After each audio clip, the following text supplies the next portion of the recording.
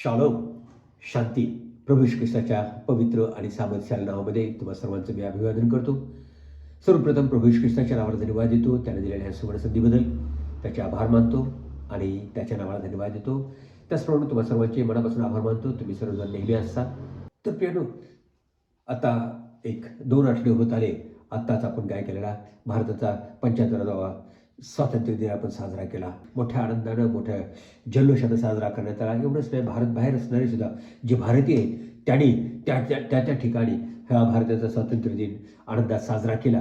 तर प्रियानो, विशेष रीतीनं आज आपण जो मोठा हा महोत्सव केला आणि आपण त्या ठिकाणी ह्याची आठवण केली की आपल्याला मिळालेलं स्वातंत्र्य आणि त्या स्वातंत्र्यासाठी ज्या वेगवेगळ्या लोकांनी, अनेक लोकांनी त्यांची आहुती दिली आणि त्यांचं पण आपण स्मरण केलं आणि त्यानंतर त्यांच्या आहुतीनंतर मिळालेलं स्वातंत्र्य याच्याविषयी आपण काय केलेलं आहे, तो साजरा केलेला आहे. तर प्रियानो, आज आपण प्रभूच्या वचनातून सुद्धा, आपल्या पवित्र शास्त्रातून सुद्धा त्याच्याविषयी आपण पाहूया आणि त्याच्यावरती आपण काय करूया, मनन करूया. तर आपलं म्हणणं सुरू करत असताना आपण योहान वर्तमान याचा 8वा अध्याय आणि 36वा वचन वाचू.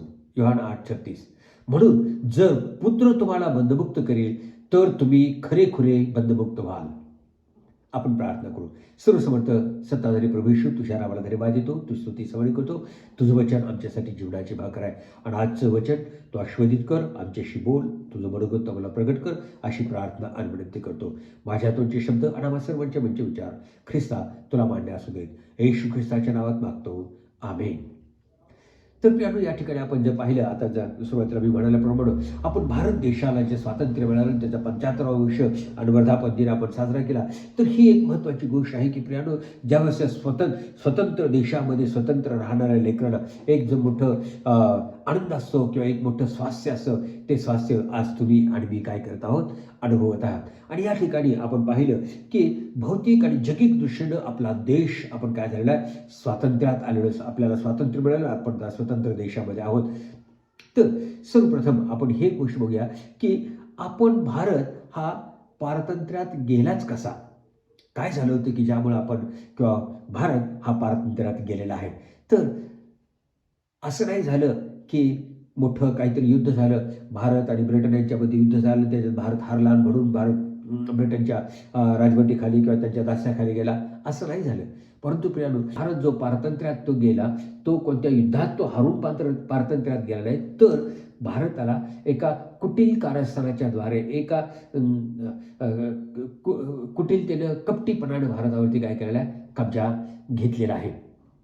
आणि तो कब्जा घेतलेला असताना तो जवळजवळ आपल्याला पाहायला मिळतं की 100 वर्ष त्याने आपल्यावरती राज्य केलं, ब्रिटननं आपल्यावरती राज्य केलं आणि जवळजवळ ते 250 वर्ष भारत देशामध्ये होते.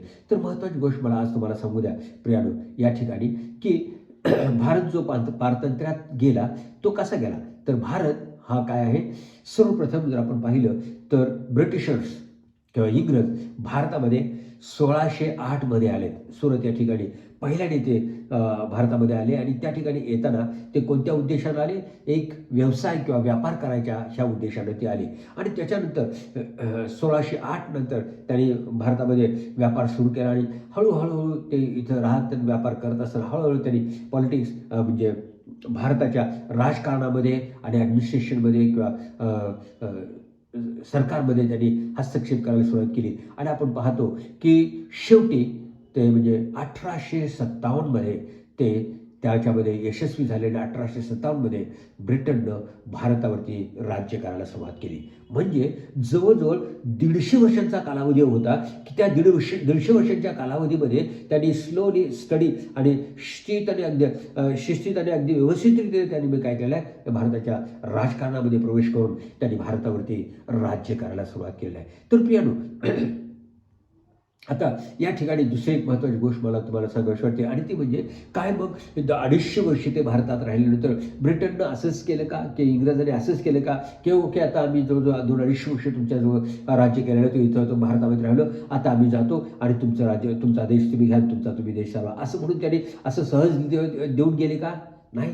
प्रियानो, तुम्हाला आणि मला चांगलं माहीत आहे, आपल्या भारत देशाला स्वातंत्र्य मिळण्यासाठी स्वातंत्र्यवीरांनी क्रांतिकारांनी एवढी क्रांती आणि एवढा लढा दिला की तो कल्पनेच्या पलीकडे. हजारो लाखो लोकांची आहुती, हजारो लाखो लोकांनी आपलं आत्मबलिदान केलं, आपलं रक्त सांडलं, वेगवेगळ्या प्रकारचे संप झाले, वेगवेगळ्या प्रकारचे संघर्ष झाले. आणि ह्या सर्व संघर्षातून त्याच्यानंतर आपल्याला पाहायला मिळतं की भारताला काय मिळालेलं आहे, स्वातंत्र्य मिळालं. तसंच आता काही गोष्टी मला तुम्हाला नमूद कराव्याशा वाटतात, आणि ते म्हणजे स्वातंत्र्याचा लढा चालू झाला तो स्वातंत्र्य ज्यावेळेस, आता मी तुम्हाला सांगितल्याप्रमाणे 1857 भारतावरती इंग्रजांनी राज्य करायला सुरुवात केली, संपूर्ण राज्य करायला सुरुवात केली. आणि अगदी त्याच वेळेपासून भारतामध्ये स्वातंत्र्यासाठी लढा सुरू झाला. आणि तसं जर पाहिलं तर 1857 ते 1859 पर्यंत त्या 2 वर्षाचा तीव्र लढा झाला. परंतु त्या ठिकाणी भारताला काय झालेलं आहे, अपयश आलं आहे. भारताच्या स्वातंत्र्यवीरांना अपयश आलं, परंतु त्यांनी तेवढ्यावरती ते थांबले आणि त्यांचा लढा तो त्यांनी तसाच चालू ठेवला. आणि अनेक प्रकारच्या गोष्टी आणि स्वातंत्र्य मिळवायचा त्यांनी काय केला, आतोनात प्रयत्न करत राहिले. ज्यावेळेस महात्मा गांधी आले त्याच्यानंतर आपलं जे भारतभर असणारे जे अशांती होती किंवा जे स्वातंत्र्यासाठी लढा चालू होता तो बऱ्यापैकी ऑर्गनाईज होऊन तो काय झाला, तो इंग्रजांच्या विरुद्ध तो लढा काय झाला, सुरू झाला, चांगला व्यवस्थित ऑर्गनायझेशन सुरू झाला. आणि तसं जर पाहिलं तर अहिंसा किंवा सत्याग्रहाची सुरुवात केली. अहिंसेनं कोणत्या प्रकारचा हानी नाही किंवा काय नाही, पण त्या ठिकाणी सत्याग्रह किंवा अहिंसा त्यांनी सुरू केली. त्याच्यानंतर त्यांनी काय केलं, इंग्रजांच्या विरुद्ध परदेशी मालावरती किंवा ब्रिटिश मालावरती त्यांनी काय केला, बहिष्कार टाकला आणि स्वदेशीच माल वापरायचा, अशा प्रकारचं भारतभर त्यांनी सत्र सुरू केलं. त्याच्यानंतर पाहिलं तर त्यांनी काय केलं की मग जो कर आहे, सरकारला जो कर भरायचा असतो तो कर न भरणे याच्यावरती त्यांनी जर ते तसं कर द्यायचं त्यांनी बंद केलं. त्याच्यानंतर आपण पाहिलं तर नंतर महात्मा गांधींनी काय केला, मिठाचा सत्याग्रह सुरू केला. आणि त्याच्यानंतर आपण पाहतो की एक मुस्लिम संघटना, त्यावेळच्या मुस्लिम लोकांनी खिलाफत चळवळ नावाची चळवळ त्यांनी सुरू केली. ते 1919 पासून ते 1924 पर्यंत ही त्यांनी चळवळ सुरू केली. आणि ह्या जवळजवळ 5 वर्षाच्या लढ्यामध्ये सुद्धा त्या ठिकाणी सुद्धा त्यांना काय झालेलं आहे, अपयश आलेलं आहे. आणि अशा रीतीने आपण पाहतो. आणि त्याच्यानंतर आपण पाहतो की क्विट इंडिया किंवा भारत सोडा, हिंदुस्थान सोडा, अशा प्रकारचा लढा सर्वत्र काय झाला, सुरू झाला. आणि सरतेशेवटी आपण पाहतो की 1947 साली भारताला काय मिळालं, स्वातंत्र्य मिळालं. त्यावेळेस इंग्रजांनी भारताला सोडून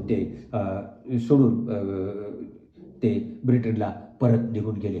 या ठिकाणी ह्या 100 वर्षाच्या कालावधीमध्ये जो लढा झाला, जो सत्याग्रह झाला, जे अपरायझिंग जे झालं आणि ज्या स्वातंत्र्याच्या ज्या चळवळी झाल्या, त्या चळवळीमध्ये अनेक स्वातंत्र्यवीरांना काय झालं, शहीद व्हावं लागलं. अनेक स्वातंत्र्यवीरांनी त्यांचं आपलं रक्त सांडलं. आणि त्याच्यानंतरच भारताला स्वातंत्र्य मिळालेलं आहे. भारताला स्वातंत्र्य असंच मिळालेलं नाही आहे. होय प्रियानो, हा इतिहास तुम्हाला आणि मला चांगला माहीत आहे. तर ही एक महत्त्वाची गोष्ट आज मला तुम्हाला सांगावीशी वाटते प्रियानो. पण प्रियानो, आज ह्या स्वातंत्र्याविषयी, हे स्वातंत्र्य, भौतिक स्वातंत्र्य आणि ते स्वातंत्र्य आज मला तुमच्या निदर्शनास आणून द्यायचं आहे. ते आपल्या आत्मिक स्वातंत्र्याविषयी किंवा आपल्या सार्वकालिक जीवनाविषयी कसं लागू होतं. जी ही संपूर्ण मानवजात पारतंत्र्यामध्ये गेली किंवा सैतानाच्या बंधनामध्ये गेली किंवा स्वतः पापाच्या बंधनात गेली आणि पापाचे गुलाम झाले, त्या पापाच्या गुलामगिरीतून सोडवण्यासाठी काय काय करावं लागलं आणि कशा प्रकारचे सुटणूक मिळाले ते आपण पाहणार आहोत. तर सर्वप्रथम म्हणजे सुरुवातीपासूनच आपण पाहूया, मानव हा पापात कसा गेला किंवा सैतानाच्या बंधनात किंवा पापाच्या गुलामगिरीत तो कसा गेला. तर आदाम आणि हवा, आपल्याला माहीत आहे, आदाम आणि हवा हे आधी पुरुष आणि स्त्री होते. त्यांना हवेला सैतानानं भुरळ घातली आणि तिने काय केलं, ते फळ खाल्लं. जे फळ खायचं नव्हतं ते फळ तिने खाल्लं. आणि त्याच्यानंतर आज जे आपण आहोत ते आपण एंड रिझल्ट किंवा त्याचा परिणाम आज आपण भोगत आहोत. त्यावेळेपासूनच ते होतं. ज्यावेळेस आदाम आणि हवेने ते फळ खाल्लं त्याच्यानंतर लगेचच त्यांची आणि देवाच्या त्यांच्यामध्ये देवा म्हणजे काय झालं, विभागणी झाली किंवा ते देवापासून दूर गेले. आणि ते इथून सुरुवात झाली. आणि इव्हेंच्युअली सरतेशेवटी आपण पाहतो की जर त्या माणसाचं पुन्हा देवाशी एकत्रीकरण झालं नाही, पुन्हा जर ते देवाशी समेट त्यांचं झालं नाही किंवा समेट झाला नाही, तर प्रियानो, त्या मानवाचा नाश जो आहे तो नाश आहे तो सार्वकालिक सार्वकालिक अग्नी त्या नरकामध्ये तो होणार आहे. आणि परमेश्वराची अशी इच्छा नाही की मानवानं कुणीही मनुष्यानं त्या सार्वकालिक अग्नीत जावं अशी परमेश्वराची इच्छा नाही.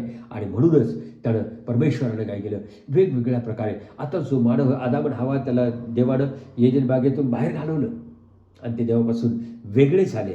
आणि त्याच्यानंतर देवानं वेगवेगळ्या प्रकारे मानवाला त्याच्याकडं आणायसाठी आणि पुन्हा एकोपा करण्यासाठी, पुन्हा समजुता करण्यासाठी किंवा पुन्हा मानवाला ते पहिले स्थान देण्यासाठी देवानं वेगवेगळे प्रकार केले. आणि आपण ते आपल्याला चांगलं माहीत आहे. सर्वप्रथम त्याने देवानं एक आज्ञा दिली होती. त्याच्यानंतर आपण पाहतो की त्या आज्ञाभंग केल्यानंतर नंतर देवाने त्याला 10 आज्ञा दिल्या. मोशेच्याद्वारे 10 आज्ञा दिल्या. नंतर वेगवेगळे संदेश ते देवानं पाठवले आणि त्यांच्याद्वारे मनुष्याला परत घ्यायचा प्रयत्न केला. त्याच्यानंतर त्यानं शास्त्री पाठवली. शास्त्रींच्याद्वारे त्यानं प्रयत्न केला लोकांना एकत्र करायचा. त्याच्यानंतर राजांना पाठवलं, वेगवेगळे राजे त्याच्याद्वारे. परंतु कोणत्याही प्रकारे मानव पुन्हा परमेश्वराकडे यायच्या मार्गी लागला नाही. आणि मानव हा नेहमीच बंडखोर राहिला आणि बंड करीत राहिला. आणि म्हणूनच तो देवापासून अधिक आणि अधिक लांब जाऊ लागला आणि तो त्याच्या नरकाकडीकडं त्याचा प्रवास चालू राहिला. परंतु प्रियानो, मला तुम्हाला सांगू द्या, देव दयाळू, कृपाळू, कणवाळू, मंदक्रोध, दयेचा सागर आहे. आणि त्यानं ज्या मेन उद्देशानं, महत्त्वाच्या उद्देशानं मानवाला तयार केलं होतं, मानवाला एवढ्यासाठी तयार केलं होतं की आपल्याबरोबर सहभागितेसाठी. आणि ही सहभागिता मानवाची देवाबरोबरची तुटलेली होती ती भरून काढण्यासाठी पुन्हा एक बार देवानं शेवटी देवानं आपला एकुलता एक पुत्र दिला. आपला एकुलता एक पुत्र प्रभू येशू ख्रिस्त त्याला पाठवलं आणि त्याच्याद्वारे मानवजातीचं त्यानं काय केलेलं आहे, तारणाचा मार्ग मोकळा केलेला आहे. आणि आपण पवित्र शास्त्रातून वाचत असताना आपल्याला पाहायला मिळतं की गलतीचं पुस्तक याचा 4 अध्याय 4 आणि 5 वचन. गलती 4 आणि 5. परंतु काळाची पूर्णता झाली तेव्हा देवाने आपल्या पुत्राला पाठवले. तो स्त्रीपासून जन्मलेला, नियमशास्त्राधीन जन्मलेला असा होता. 5. ह्यात उद्देश हा होता की जे नियमशास्त्राधीन होते त्यांना त्याने खंडणी भरून सोडवावे आणि आपल्याला पुत्राचा हक्क मिळावा. त्याने त्यांना खंडणी भरून सोडवावे आणि आपल्याला म्हणजे तुम्हाला आणि मला पुत्राचा हक्क म्हणजे त्याच्या पुत्राचा हक्क मिळावा यासाठी त्याने काय केलं, प्रभू येशू ख्रिस्ताला पाठवलं. प्रियानो, किती महत्त्वाची आणि किती आनंदाची गोष्ट आहे. या ठिकाणी आपण काय पाहतो की तुम्हाला आणि मला पुन्हा एक वार देवाचं पुत्रत्व मिळवण्यासाठी त्यानं आपला एकुलता एक पुत्र त्याला पाठवला आणि त्याला खंडणी भरून तुम्हाला आणि मला पुन्हा त्याचे पुत्र होण्याचा हक्क मिळवण्यासाठी त्यानं काय केलेलं आहे, खंडणी भरलेली आहे. तर या ठिकाणी प्रियानो, मला तुम्हाला सांगू द्या आणखीन एक महत्त्वाची गोष्ट. जसं भारत देश पारतंत्र्यात कसा गेला तर तो कुटील कारस्थानानं किंवा फसवेगिरीनं त्याला गुलामगिरीत नेण्यात आलं. तसंच हवा ही कशी पापाच्या गुलामगिरीत गेली. आणि हे तुम्हाला मला चांगलं माहीत आहे. तिच्याकडं सर्पान येऊन तिला काय घातली, भुरळ घातली आणि तिला काय केलं, तिच्या मनामध्ये त्याने काय केली, एक शंका निर्माण केली. तिला फसवलं. तिला ज्या मनात शंका आणि तिला सांगण्यात आली की ज्यावेळेस तू हे बोल घालशील त्यावेळेस देवाला हे चांगलं माहीत आहे की तुम्ही देवासारखे एक व्हाल, तुम्हाला बऱ्या वाईटाचं ज्ञान येईल. अशा प्रकारचं त्यानं भुरळ घातली आणि त्यांना फसवलं आणि देवासारखे तुम्ही व्हाल अशा प्रकारची फसवणूक लावून त्यांना काय केलं, फसवलेलं आहे. होई प्रियानो, ती फसवणूक आणि त्या फसवणुकीमुळं मानवामध्ये आणि देवामध्ये मोठी दरी निर्माण झाली. तर प्रियानो, एक महत्त्वाची गोष्ट आज आपण लक्षात घेऊया की सापानं मनुष्याला काय केलेलं आहे, भुरळ घातले. उत्पत्ती 3:4 मध्ये आपण पाहतो, सर्प स्त्रीला म्हणाला, खरोखर तुम्ही मरणार नाही, कारण देवाला हे ठाऊक आहे की तुम्ही त्याचे फळ खाल त्याच दिवशी तुमचे डोळे उघडतील आणि तुम्ही देवासारखे बरे वाईट जाणणारे व्हाल. आदाम आणि हवा देवापासून वेगळे झाले, विभक्त झाले. तर त्यांना पुन्हा एकत्र आणण्यासाठी ते जे पारतंत्र्यात गेले, जे पापाच्या गुलामीत गेले, त्या गुलामीतून सोडून त्यांना पुन्हा एक वार कशात आणायचं होतं, देवाच्या राज्यामध्ये, स्वातंत्र्यामध्ये आणायचं होतं. आणि त्यासाठी देवाने केलेला हा आपण पाहतो की त्याने आपल्या पुत्राला पाठवलं. यासाठी आपण आणखीन एक वचन वाचू, योहान कृष्ण वर्तमान याचा 8 अध्याय 34 वचन. योहान 8:34. येशूने त्यांना उत्तर दिले, मी तुम्हाला खचित सांगतो, जो कोणी पाप करीतो तो पापाचा दास आहे. जो कोणी पाप करतो तो काय आहे, पापाचा दास आहे. तर पुन्हा तोच प्रश्न येतो, भारताला जे स्वातंत्र्य मिळाले ते असंच मिळालं का? नाही. त्याच्यासाठी मोल मोजावं लागलं, लाखो लोकांना त्यांच्या प्राणाची आहुती द्यावं लागली, त्यांना रक्त सांडावलं. तसंच ह्या पापाच्या बंधनातून, पापाच्या गुलामगिरीतून तुम्हाला आणि मला असंच स्वातंत्र्य मिळणार आहे का? असंच आपल्याला मोकळीक मिळणार आहे का? नाही. तर त्याच्यासाठी रक्त सांडण्याची काय आहे, गरज आहे. आणि ज्याप्रमाणे आपल्या स्वातंत्र्याने, भारताच्या स्वातंत्र्यवीराने आपले प्राण दिले, त्याचप्रमाणे या ठिकाणी प्रभू येशू ख्रिस्ताने ते काय केलेलं आहे, आपला प्राण दिलेलं आहे, आपलं रक्त सांडलेलं आहे. आणि त्यासाठी जर आपण पाहायला गेलं तर ती जी मोठी किंमत आहे, तुमच्या माझ्या मुक्तीची, तुमच्या माझ्या तारणाची जी मोठी किंमत आहे ती परमेश्वराने दिली. आणि त्यासाठी आपण एक वचन वाचूया, लेवीचं पुस्तक याचा 17वा अध्याय 11. शरीराचे जीवन तर रक्तात असते आणि तुमच्या जीवाबद्दल वेदीवर प्रायश्चित करण्यासाठी ते मी तुम्हाला दिले आहे. कारण रक्तात जीवन असल्या कारणाने रक्तानेच प्रायश्चित होते. रक्तानेच का प्रायश्चित होतं? कारण रक्तामध्ये जीवन आहे आणि जीवाबद्दल जीव ही जी आज्ञा होती त्याप्रमाणे आपल्या जीवासाठी, आपल्या जीवाचं मोल हे रक्तात आहे आणि रक्त दिलेल्याच आपल्याला काय होणार आहे, मुक्ती मिळणार आहे. आणि त्यासाठी या ठिकाणी आपल्याला 4 गोष्टी वेगळ्या पाहायला मिळतात. पहिली गोष्ट म्हणजे रक्त, त्याच्यानंतर दुसरी गोष्ट म्हणजे वेदी, तिसरी गोष्ट तर काय आहे तर प्रायश्चित. हे रक्त त्या वेदीवर सांडल्यामुळं काय होतं, ते प्रायश्चित होतं आणि त्या प्रायश्चितामुळं तुमच्या आणि माझ्या आत्म्याची काय होते, मुक्ती होते. होय प्रियानो, तुमच्या आणि माझ्या आत्म्याच्या मुक्तीसाठी परमेश्वरानं आपल्या एकुलत्या एका पुत्राचं रक्त सांडलं, ते वेदीवर अर्पण करण्यात आलं आणि त्याद्वारे केलेल्या प्रायश्चिताच्याद्वारे तुम्हाला आणि मला काय मिळत आहे, स्वातंत्र्य किंवा मुक्ती किंवा तारण प्राप्त होत आहे. यासाठी आणखीन एक वचन आपण वाचा, इब्रिकरास पत्र याचा 13वा अध्याय आणि 12 वचन. म्हणून येशूने ही स्वरक्ताने लोकांना पवित्र करावे म्हणून वेशीबाहेर मरण सोसले. या ठिकाणी इब्री करता काय म्हणतोय, इब्री लिहिणारा काय म्हणतोय, म्हणून येशूनेही स्वरक्ताने, आपल्या स्वरक्ताने लोकांना म्हणजे तुम्हाला आणि मला पवित्र करावे म्हणून वेशीबाहेर मरण सोसले. होय प्रियानो, प्रभू येशू ख्रिस्ताला गावात नाही परंतु गावाच्या बाहेर गोलगोथा म्हटल्या टेकडीवरती त्याचा काय केलं, त्याला कुसावरती दिला आणि त्या ठिकाणी त्याचा प्राण दिला. तर येशूने पवित्र केले. ते कसं पवित्र केलं, त्याच्या स्वतःच्या रक्तानं. प्रियानो, तुम्हाला आणि मला पापापासून जी मुक्ती मिळाली, पापापासून जे सुटकारा मिळाला, त्या बंधनातून जे आपल्याला मुक्त केले गेलं, ते असंच नाही, जादूची कांडी फिरवून झालेली नाही, तर तुमच्या आणि माझ्या मुक्तीसाठी, तुमच्या आणि माझ्या तारणासाठी, तुमच्या आणि माझ्या प्रायश्चितासाठी प्रभू ख्रिस्तानं त्याचं आपलं पवित्र रक्त सांडून तुम्हाला आणि मला काय केलेलं आहे, खंडून घेण्यात आलं आहे. म्हणून आपण आणखीन एक शास्त्र भागवतच्या 1 योहानाचा 1 अध्याय आणि 7व्या वचनामध्ये परमेश्वराचं वचन काय म्हणतं, पण जसा तो प्रकाश आहे तसे जर आपण प्रकाशात चालत असलो तर आपली एकमेकावर सहभागिता आहे आणि त्याचा पुत्र येशू ख्रिस्त ह्याचे रक्त आपल्याला सर्व पापापासून शुद्ध करते. हालेलुया. आणि त्याचा पुत्र म्हणजे परमेश्वराचा पुत्र प्रभू येशू ख्रिस्त ह्याचे रक्त आपल्याला सर्व पापापासून शुद्ध करते. असं एकही पाप नाही की ज्या पापापासून तो आपल्याला मुक्त करत आहे. आणि म्हणून या ठिकाणी काय म्हटलंय, सर्व पाप, काही किंवा ठराविक असं म्हटलेलं आहे, तर सर्व पापापासून ते आपल्याला काय करतो, शुद्ध करतो. होय प्रियानो, ख्रिस्ताच्या रक्ताच्या द्वारे, येशू ख्रिस्ताच्या रक्ताच्या द्वारे तुम्ही आणि मी काय होतो, शुद्ध होतो. तुमच्या माझ्या सर्व पापांची आणि अनितीची तुम्हाला आणि मला काय होते, क्षमा होते. तर पुढे जाऊ आणखीन एक पॉल 1 कोरिंथ 6:20 मध्ये म्हणतो, कारण तुम्ही मोलाने विकत घेतलेले आहात. प्रियानो, आज मला पुन्हा तुम्हाला पण करून देऊ दे की प्रियानो, तुम्ही आणि मी, तुमचं आणि माझं तारण, तुमची आणि माझी त्या पापाच्या गुलामीतून जी मुक्ती झालेली आहे, ती मुक्ती कशी झाली आहे, मोलानं तुम्हाला आणि मला काय करण्यात आलं आहे, विकत घेण्यात आलं आहे. म्हणून तुम्ही आपले शरीर व आपला आत्मा जी देवाचे आहेत त्याच्याद्वारे देवाचे गौरव करा. होय प्रियानो, देवाचं गौरव करण्यासाठी त्यानं तुम्हाला आणि मला काय दिलेले आहे, मुक्ती दिलेली आहे. तर होय प्रियानो, आज ही तुमची आणि माझी जबाबदारी आहे. हे तुम्हाला आणि मला दिलेली आज्ञा आहे की तुम्ही आणि मी आपलं शरीर आणि आपला आत्मा ह्याच्याद्वारे आपण काय करायला पाहिजे, देवाचे गौरव करायला पाहिजे. आणखी पुढे जाऊन पाऊल एफेसकरांच्या पत्रात 1 अध्याय 7व्या वचनामध्ये तो काय म्हणतो, त्याच्या कृपेच्या समृद्धीप्रमाणे, त्याच्या म्हणजे ख्रिस्ताच्या कृपेच्या समृद्धीप्रमाणे त्या प्रियकराच्या ठाई त्याच्या रक्ताच्या द्वारे खंडणी भरून मिळवलेली मुक्ती म्हणजे आपल्या अपराधांची क्षमा आपल्याला मिळाली आहे. त्याच्या रक्ताच्या द्वारे खंडणी भरून मिळालेली मुक्ती म्हणजे आपल्या अपराधांची क्षमा आपल्याला मिळाली. होय प्रियानो, तुमच्या माझ्या अपराधांच्या क्षमेसाठी त्याच्या रक्ताच्या द्वारे काय घडलेलं आहे, खंडणी भरलेली आहे.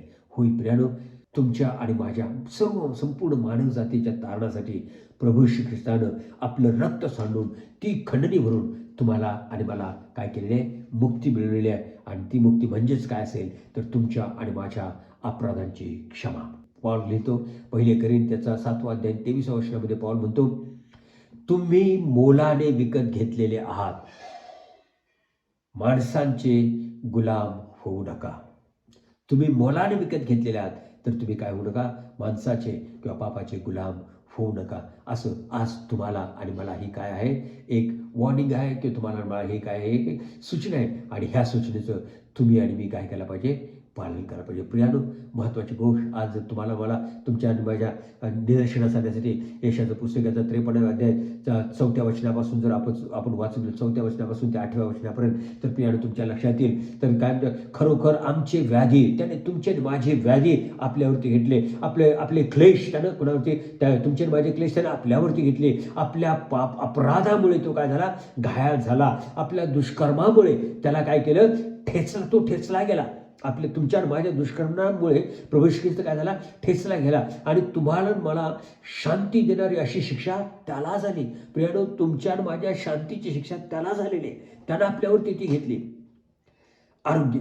आणि त्याला बसलेल्या फटक्याने तुम्हाला आणि मला आरोग्य प्राप्त झालेलं आहे. तर प्रियानो, या ठिकाणी आपल्याला पाहिलं मिळतं की प्रभू श्री ख्रिस्तानं जे बलिदान केलं आणि त्याच्याद्वारे तुम्हाला आणि मला ह्या ज्या सर्व त्याने आशीर्वाद दिलेले आहेत किंवा ह्या ज्या वेगवेगळ्या प्रकारचे आशीर्वाद त्याने दिलेले आहेत, ते आशीर्वाद या ठिकाणी आपल्याला पाहायला मिळतं. यशाया संदेश त्याच्याद्वारे प्रभू श्री ख्रिस्ताच्या जन्माच्या अगोदर 700 वर्ष त्याने केलेली ही भाकीत वचन आहेत. आणि त्याच्याद्वारे आणि अगदी जे त्यानं सांगितलं त्याप्रमाणे 700 वर्षानंतर प्रभू ख्रिस्त आला आणि प्रभू श्री ख्रिस्तानं ते ह्या जगामध्ये काय केलेलं आहे, पूर्ण केलेलं आहे. तर प्रियानो, अशा आम्हा सर्वांचे पाप परमेश्वराने त्याच्यावर लादले. तुमचं माझं पाप परमेश्वराने काय केलं, त्याच्यावरती लादले, त्याचे हाल केले, तरी ते त्याने सोसले. त्याने म्हणजे प्रभू ख्रिस्ताने सोसले.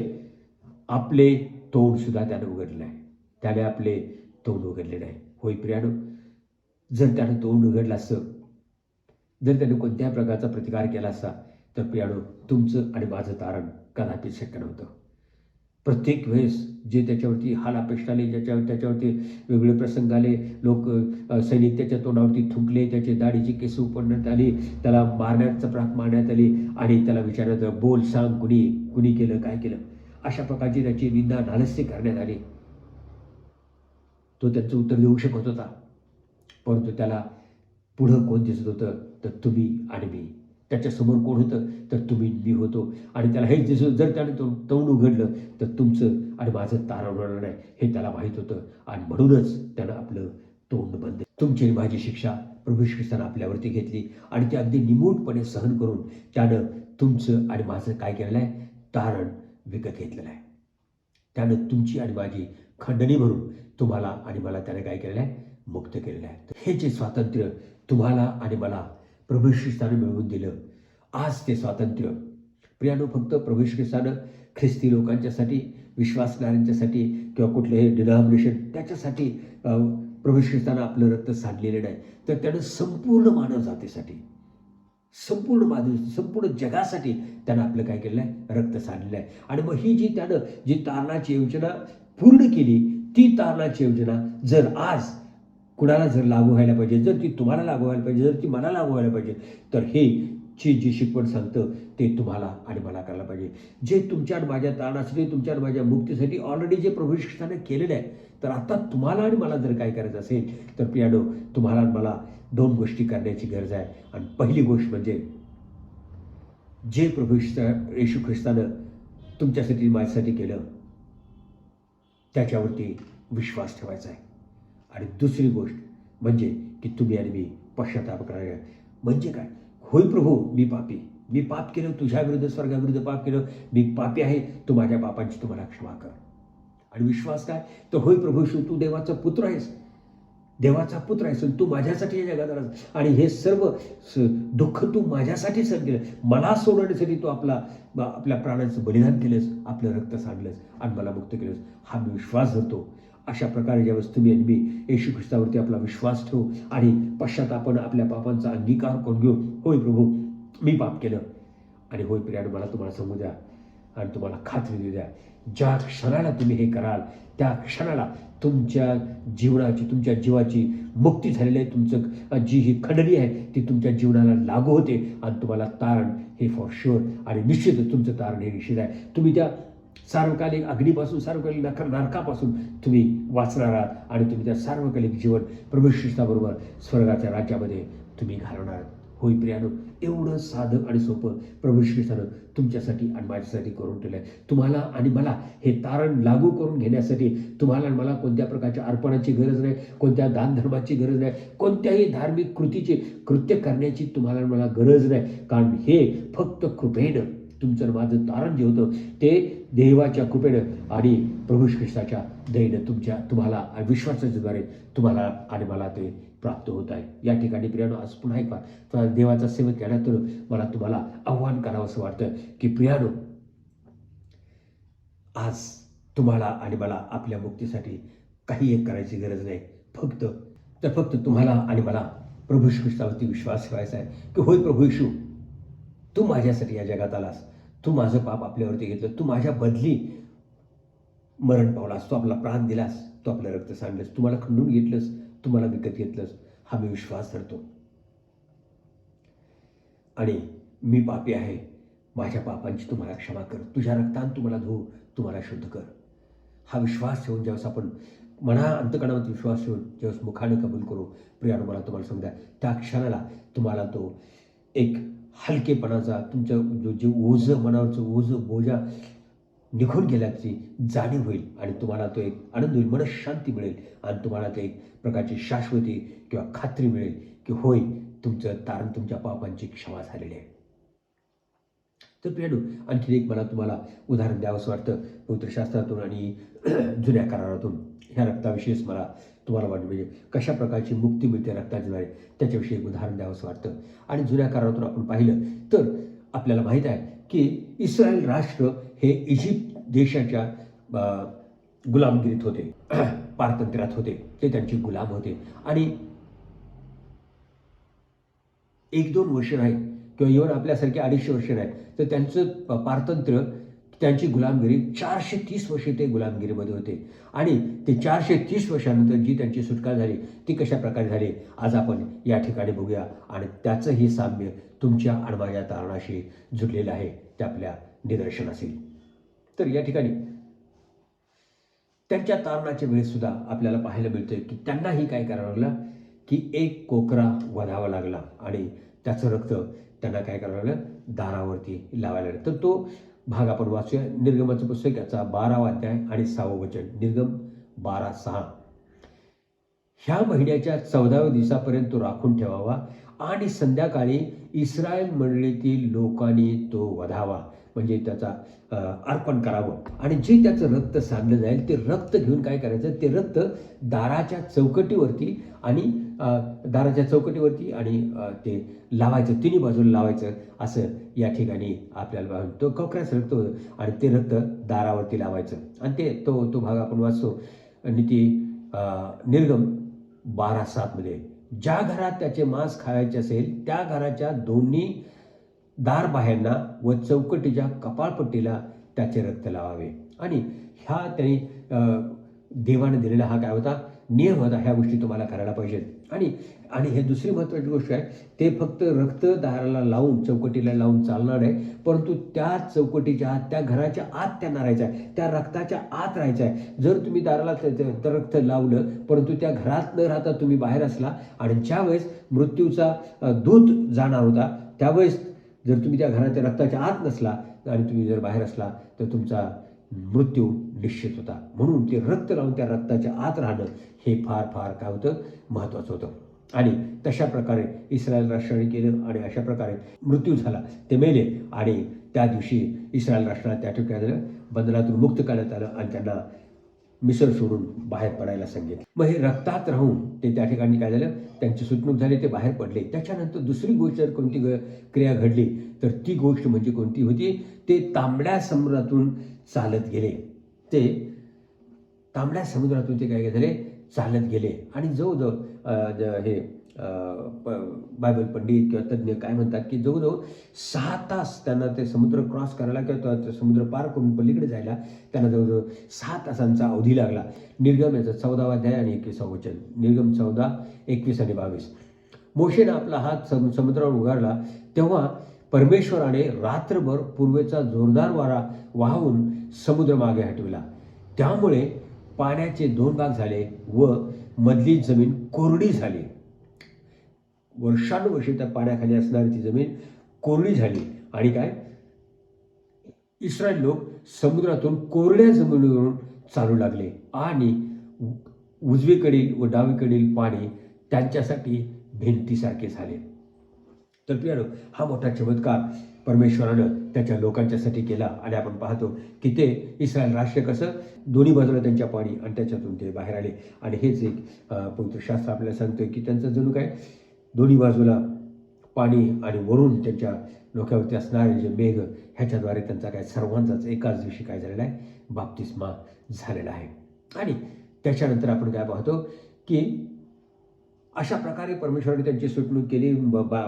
दास्यातून ते बंधनातून तो बाहेर आले आणि ते मुक्त झालेले. तर ते मुक्त राष्ट्र असं लाल समुद्राच्या पलीकडं त्या वाळवंटामध्ये आपल्याला पाहायला मिळतं.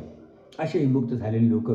परंतु एवढे सर्व चमत्कार पाहून असं झालेले असलेली लोक असताना सुद्धा ज्यावेळेस ते त्या वाळवंटामध्ये गेले, त्याने काय मोशे आणि अहरोन यांच्या विरुद्ध काय करायला सुरुवात केली, तक्रार किंवा कुरकुर करायला. निर्गमाचं पुस्तक याचा 16वा अध्याय 2 आणि 3 वचन. निर्गम 16, 2 आणि 3. त्या रानात इस्रायल लोकांच्या सर्व मंडळीने मोशे व अहरोन ह्यांच्या संबंधाने कुरकुर केली. इस्रायल लोक त्यांना म्हणू लागले की आम्ही मिस्र देशात मांसाच्या भांड्याभोवती बसून भरपूर जेवत होतो, तेव्हा आम्हाला परमेश्वराच्या हातून मरण आले असते तर पुरवले असते. पण ह्या सर्व समुदायाच्या उपासाने मरावे म्हणून तुम्ही आम्हाला ह्या रानात आणले आहे. अशा प्रकारची कुरकुर त्यांनी अहरोन आणि मोशे यांच्या विरुद्ध केली. तर प्रियानो, एवढंच नाही, एवढे उपाशी म्हणून एवढ्यासाठी एवढीच कुरकुर नाही, पण आणखीन पुढे जाऊन जर आपण पाहिलं नंबर्स म्हणजे गणना याचं 11वा अध्याय, गणनाचं पुस्तक 11वा अध्याय 5 वचन. या ठिकाणी आपल्याला काय मिळतंय, मिस्र देशात आम्हाला मासे फुकट खायला मिळत असत, त्यांची आठवण आम्हाला येते. त्याचप्रमाणे काकड्या, खरबुजे, भाजी, कांदे, लसूण ह्यांचीही आम्हाला आठवण होते. म्हणजे प्रियानो, या ठिकाणी आपल्याला त्यांना जे त्या ठिकाणी मिळत होतं, ते खात होते, त्याची त्यांना या ठिकाणी काय होते, आठवण होते. म्हणजे एक महत्त्वाची गोष्ट आता तुमच्या लक्षात आली असेल, पण पुन्हा त्यावर जो निदर्शनास आणायचे वाटते. परमेश्वराने त्याच्या महान सामर्थ्यानं, महान कार्यानं, चमत्कारानं, अद्भुत कृत्य करून परमेश्वराने यांना 430 वर्षांच्या असणाऱ्या बंधनातून, गुलामगिरीतून मुक्त करून त्यांना बाहेर आणलं.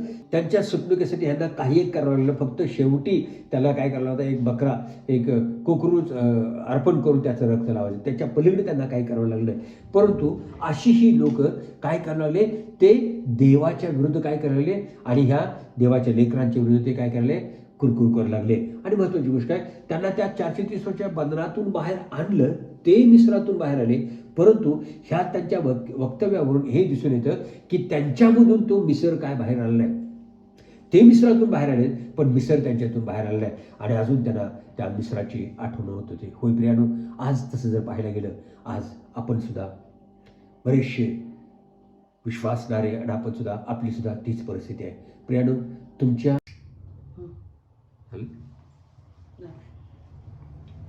विश्वासणारे आणि आपण सुद्धा, आपली सुद्धा तीच परिस्थिती आहे. प्रियानो, तुमच्या आणि माझ्या तारणासाठी, ह्या बंधनातून किंवा गुलामगिरीतून, पापाच्या गुलामगिरीतून मुक्तीसाठी तुम्हाला आणि मला कोकराच्या रक्ताची गरज आहे. आणि ते ऑलरेडी तो कोकरा वधलेला आहे आणि तो म्हणजे प्रभू येशू ख्रिस्त. त्याचं रक्त तुमच्यासाठी आणि माझ्यासाठी आहे.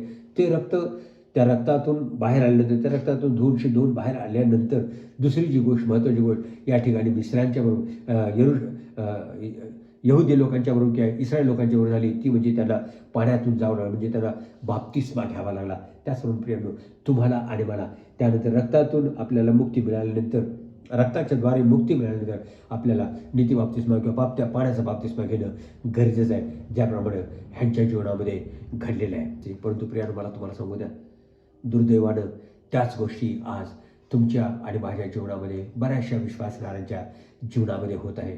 जरी आपलं तारण झालेलं आहे, प्रभू येशू ख्रिस्ताच्या रक्तानं धुतलेले गेलेलो आहोत, प्रभू येशू ख्रिस्तानं आपला तारणानं स्वीकारलेला आहे, पाण्यानं बाप्तिस्मा घेतलेला आहे, पुष्कळशांचा पवित्र आत्म्यानं सुद्धा बाप्तिस्मा झालेला आहे. परंतु पुढे जाऊन अजून त्यांचं पूर्वीचं जीवन त्यांना आठवतं, पूर्वीच्या गोष्टी आठवतात आणि पुन्हा परत त्या गोष्टीकडं जायचा ते काय करतात, प्रयत्न करतात किंवा ते पुन्हा परत जातात.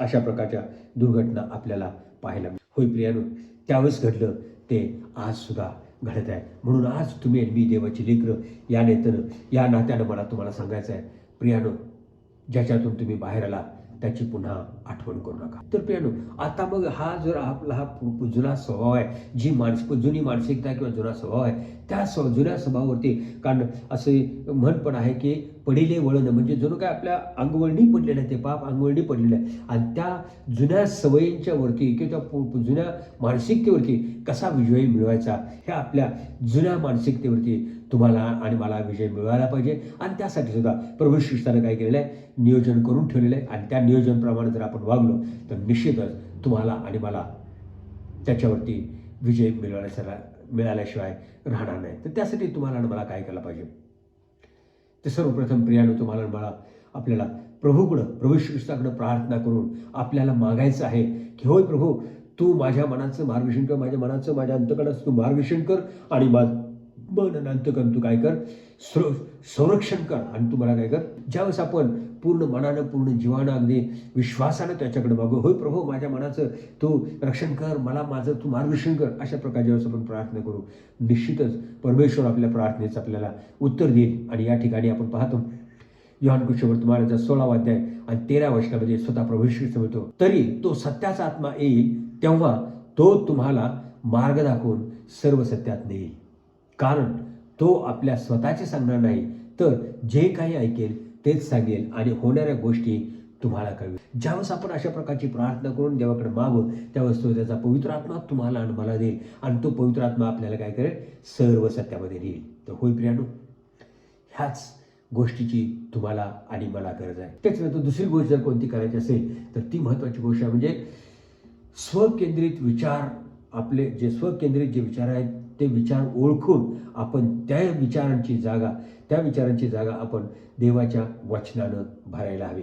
पौल फिलिप्पियरांच्या पत्रामध्ये 4 अध्याय आणि 8व्या वचनामध्ये म्हणतो, फिलिप 4:8 बंधूनो, शेवटी इतके सांगतो की जे काही सत्य, जे काही आदरणीय, जे काही न्याय, जे काही शुद्ध, जे काही प्रशंसनीय, जे काही श्रवणीय, जे काही सद्गुण, जी काही स्तुती, ह्याचे मनन करा. ह्या गोष्टींच्यावरती प्रियानो, जवळजवळ ह्या 8-9 गोष्टी सांगितलेल्या आहेत. ह्या गोष्टीवरती तुम्ही काय करा, मनन करा असं तो म्हणतोय. ह्या गोष्टींच्यावरती आपण मनन करत राहू. ह्या गोष्टी ज्यावेळेस आपल्या अंतकरणामध्ये भरलेलं असेल तर प्रियानो, मला तुम्हाला सांगू द्या, जे पाण्यामध्ये जे पहिलं होतं ते जुनं सगळं निघून जाईल. ज्याप्रमाणे रिकाम्या ग्लासमध्ये ज्यावेळेस आपण पाणी ओततो, त्यावेळेस जसं पाणी होतो तसं त्या ग्लासमध्ये असणारी जी पहिली जी हवा आहे ती निघून जाते आणि जेवढं पाणी होतो तेवढी ती हवा निघून जाईल. आणि म्हणूनच तो ग्लास काठोकाठ जर भरला तर त्या ग्लासमध्ये अजिबात हवा असणार नाही. त्याचप्रमाणे प्रियानो, तुमचं आणि माझं मन जे पहिल्या गोष्टींनी भरले आहे ते मन तुम्हाला आणि मला देवाच्या वचनाने भरायचं आहे. ते देवाचं वचन जे तुमच्या आणि माझ्या हातामध्ये आहे ते वाचून सतत त्याच्यावरती वाचत राहणं, मनन करत राहणं, स्मरणात ठेवायचा प्रयत्न करणं. असं केल्यानं काय होणार आहे, तुमचं आणि माझं मन आणि अंतकरण देवाच्या वचनानं भरणार आहे. आणि त्यामुळं अशा ह्या पूर्वीच्या जुन्या विचारांच्यावरती, जुन्या सवयींच्यावरती विचार करायला किंवा त्याच्याकडे पाहायला तुम्हाला अजिबात वेळ मिळणार नाही. आणि अशा प्रकारे तुमचं आणि माझं मन नूतनीकरणाकडं त्याची वाटचाल जोरात सुरू होईल. त्याच्यानंतर तिसरी गोष्ट जर कोणती करायची असेल तर ती गोष्ट म्हणजे काय, तुमचे हृदय देवाच्या वचनानं भरा. म्हणजे आता सांगितल्याप्रमाणे देवाचं वचन वाचत राहणं, पण आणखीन मिळणारे अनेक आशीर्वाद आहेत. त्याच्यातला एक गोष्ट मला तुम्हाला वाचून दाखवायची वाटते. स्तोत्र 1 याचं पहिलं आणि दुसरं वचन, तर दुसरं वचन वाचतो. पहिलं स्तोत्र 1 त्याचं दुसरं वचन, तर परमेश्वराच्या नियमशास्त्रात रमतो, जो परमेश्वराच्या नियमशास्त्रात रमतो त्याच्या नियमशास्त्राचे रात्रंदिवस मनन करतो तो धन्य. आणि चौथी आणि महत्त्वाची गोष्ट म्हणजे काय, रिन्यू, म्हणजे आपल्या मनाचे नूतनीकरण करा. आपल्या मनाचं काय करा, नूतनीकरण करा.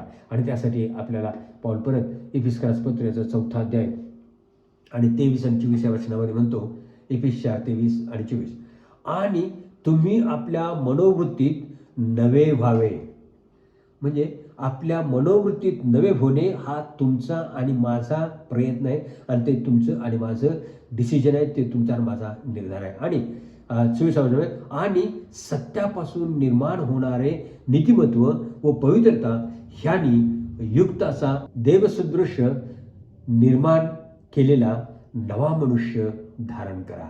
तर नवा मनुष्य, देवसदृश, देवासारखाच ना नवा मनुष्य तुम्ही काय करा, धारण करा, असं पाऊल या ठिकाणी एफिसकरांच्या लोकांना सांगता. होय प्रियानो, ह्या 4 गोष्टी जर तुम्ही आणि मी केल्या तर मला तुम्हाला सांगू द्या, जाणून बुजून समजून उमजून केलेला हा काय आहे, प्रयत्न आहे. तुम्हाला आणि मला तो जाणून बुजून समजून उमजून जुन्या गोष्टी विसरण्याचा, जुनी मनोवृत्ती बदलण्याचा तुम्हाला आणि मला काय करायचा आहे, प्रयत्न करायचा आहे. आणि त्यासाठी पुन्हा पौल रोमकरास पत्र याचा 12वा अध्याय 2ऱ्या वचनामध्ये म्हणतो, देवाची उत्तम, ग्रहणीय व परिपूर्ण इच्छा काय आहे हे तुम्ही समजून घ्यावे, म्हणून ह्या युगाबरोबर समरूप होऊ नका, तर आपल्या मनाच्या नवीकरणाने स्वतःचे रूपांतर होऊ द्या. तर ह्या युगाबरोबर समरूप होऊ नका, तर आपल्या मनाच्या नवीकरणाने स्वतःचे रूपांतर होऊ द्या. होय प्रियानो, ह्यासाठी तुम्हाला आणि मला जाणीवपूर्वक, तुम्हाला आणि मला तो काय करायचा आहे, प्रयत्न करायचा आहे. आणि परमेश्वर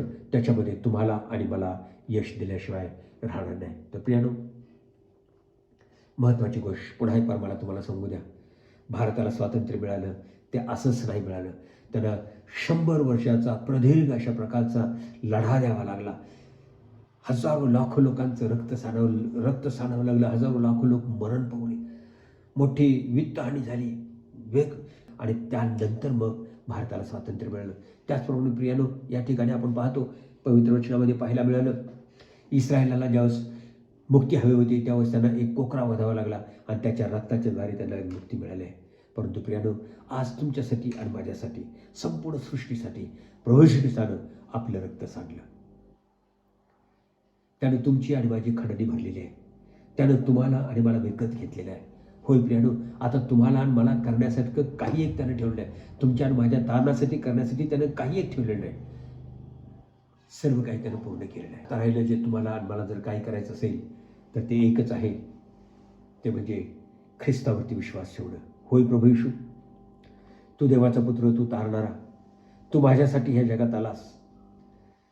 तू माझी पापं आपल्यावरती घेतलीस आणि मला तू आपल्या रक्तानं खंडून घेतलंस. तू आपल्या रक्त सांडून तुम्हाला हा विश्वास. आणि दुसरी गोष्ट तो म्हणजे पश्चाताप. होय प्रभू येशू, मी पापी, मी तुझ्या विरुद्ध, स्वर्गाविरुद्ध आणि सर्वांच्या विरुद्ध पाप केलेलं आहे. माझ्या पाप्यावर तू दया कर. ह्या 2 गोष्टींनी प्रियानो तुम्हाला आणि मला ती तारणाची हमी मिळणार आहे. हे स्वातंत्र्य, पापापासून, पापाच्या गुलामगिरीतून स्वातंत्र्य तुम्हाला आणि मला मिळणार आहे. आणि त्याची खात्री आज देवाचा सेवक या नात्यानं मी तुम्हाला देत आहे. सरते शेवटी निष्कर्ष करत असताना प्रियानो, आपलं स्वातंत्र्य हे विकत घेतलेलं आहे. देव आणि देवाचे माणसं, देवाचे सेवक यांच्या विरुद्ध कुरकुर करायचे नाही. आणि तिसरी आणि महत्त्वाची गोष्ट ती म्हणजे आपल्या मानसिकतेचे नूतनीकरण करायचं आहे. आपली मानसिकता बदलून नवीन मानसिकता आपल्याला धारण करायची आहे, आचरणात आणायची आहे, आणि नवीन जीवन जगायला सुरुवात करायची आहे. आपण आता बसूया. सर्वसमर्थ स्वतः प्रभू येशू, तुझ्या नावाला धन्यवाद देतो आणि स्तुती सवनी करतो. राजा, आज तुमच्याशी बोलाच, या वचनाचं तुम्हाला प्रगटीकरण केलं, त्याला धन्यवाद देतो. विष्णू बापा, भारत देशाला कशा प्रकारचं स्वातंत्र्य मिळालं, आणि प्रभू आज आमच्या आत्मिक स्वातंत्र्यासाठी सार्वकालिक नरकापासून, सार्वकालिक त्या अग्नीपासून आम्हाला मुक्ती कशी मिळाली, आणि जे सार्वकालिक राज्य, स्वर्गीय राज्य आम्हाला कसं मिळवून दिलंस, त्याची जी आम्हाला आज स्पष्टीकरण केलंस, त्याबद्दल धन्यवाद देतो. तू केलेल्या बलिदानाबद्दल, तू भरलेल्या खंडणीबद्दल, तू भरलेल्या वेतनाबद्दल मनापासून तुझे आभार मानतो आणि तुझ्या नावाला धन्यवाद देतो. होय प्रभू, इतकिंचित आमची लायकी नसताना तू आलास आणि तू हे सर्व बलिदान करून आमच्यासाठी तारण मुक्त केलंस, याबद्दल धन्यवाद देतो आणि तू स्तुती समर्पण करतो. विष्णू बाबा, माझ्या ऐकणाऱ्या ज्या सर्वांनी बाबा तो स्वीकार केलेला आहे, आपल्या पापांचा अंगीकार केलेला आहे, तुझा ख्रिस्त तारणानं स्वीकार केला आहे, त्यांच्याबद्दल तुझ्या नावाला धन्यवाद देतो. आणि बरोबर आज ज्यांनी वचन तुझं ऐकलेलं राजा आणि जे ह्या तारणाचा अनुभव घेण्याचे हे स्वातंत्र्य मिळूनच रे बापा विचार करत आहेत, अशा सर्व भावांच्यासाठी बहिणीसाठी प्रार्थना करतो. त्यांना तू कृपा दे, त्यांना तो मनधैर्य दे, त्यांना तो निश्चय करण्यासाठी लागणारी कृपा दे, अशी मी त्याच्याशी प्रार्थना विनंती करतो की जेणेकरून ख्रिस्ता तो त्या निर्धारण निश्चय करून ख्रिस्ता तुला आज ते तुला त्यांचा वैयक्तिक ताण आणून स्वीकारतील तुझ्या वचनाबद्दल आणि तू दिलेल्या स्वर्गीय आणि सार्वकालिक स्वातंत्र्याबद्दल मनापासून तुझ्या नावाला धन्यवाद देत स्तुती स्तवणे करत आभार प्रश्न ह्या सर्व प्रार्थना विनंत्या प्रभू श्री ख्रिस्ताच्या नावात केलेत म्हणतोय पित्या. आमेन आमेन आमेन. आणि आता देवबापाची प्रीती, प्रभू श्री ख्रिस्ताची कृपा आणि पवित्र आत्म्याची सहभागिता तुम्हा सर्वांच्या बरोबर आणि देवाच्या सर्व लेकरांच्या बरोबर आता आणि सदा सर्व काळपर्यंत असो. आमेन.